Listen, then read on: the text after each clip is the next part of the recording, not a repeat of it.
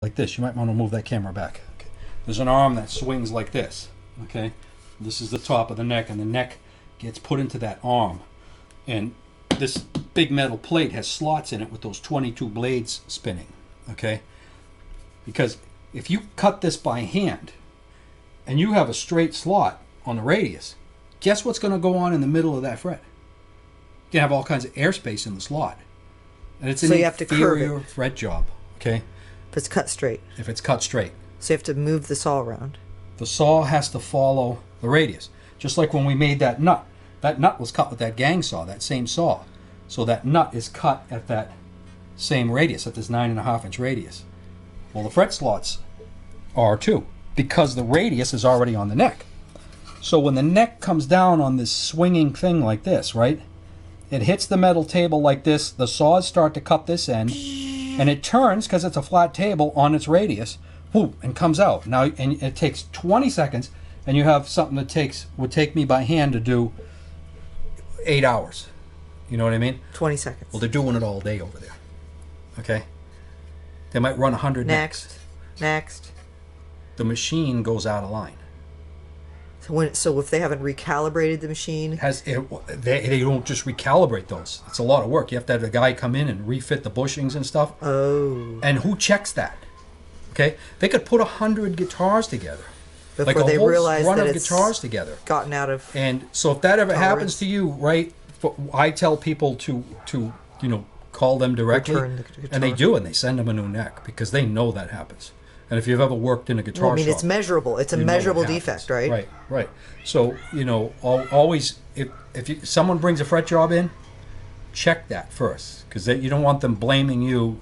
If they got a good ear, you don't want to do a fret job on a throwaway neck. You don't. Yeah, you don't want to either, right?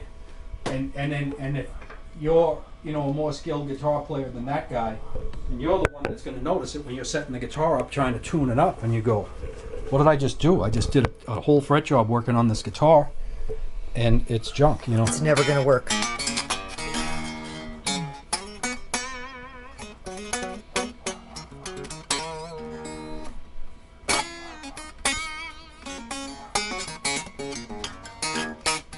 Yeah, okay.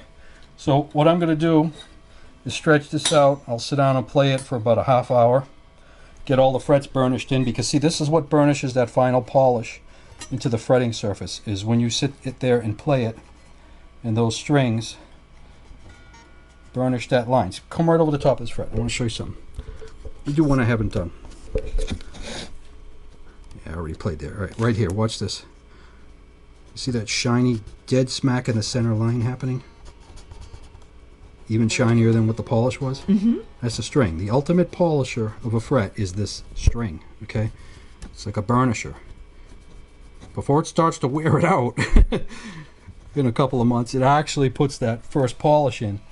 And if you don't polish your frets pretty good, and I don't mean with a polisher, I mean down to 1,000 or so. What about if people want to use a wheel on it or something? No, I hate that. There's no need to polish the sides of your frets. The only part of that fret that touches that string is the very top.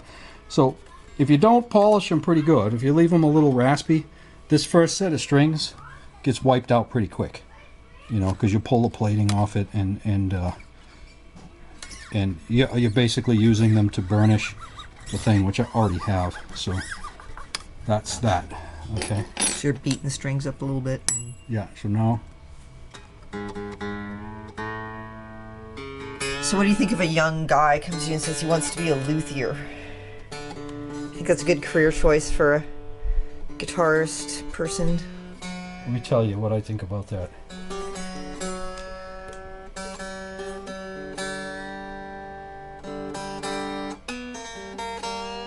If a young guy comes to me and asks me that question, it's going to be a tough question to answer, because when I was a young guy, if someone told me, run from that, I would be like, but F you. Because if that's what I wanted to do, that's what I was going to do.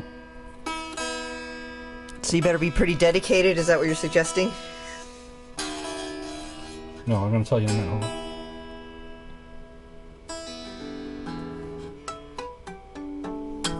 What I'm suggesting is, if his father came to me, a grown-up adult, and said, Bob, my son, wants to be a luthier, right?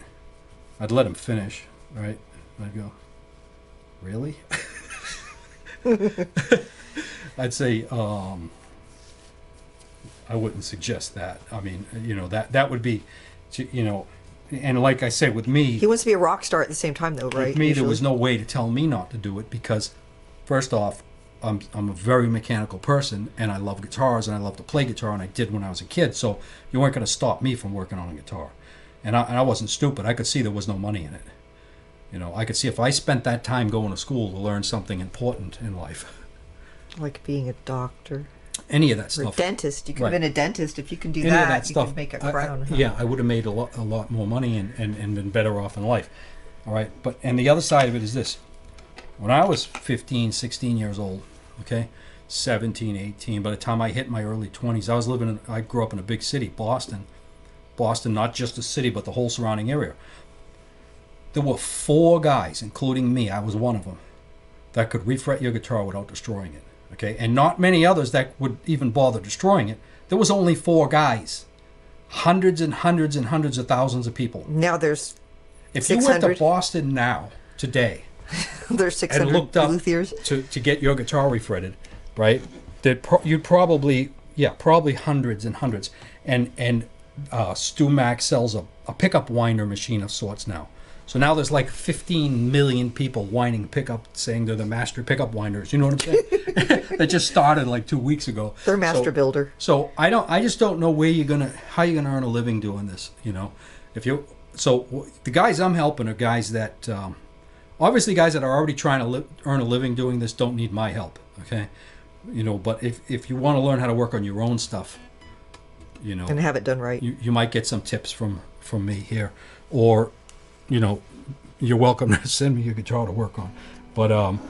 But as far as like my suggestion of doing that for a living, no way. I highly suggest against that in almost every way, shape, or form.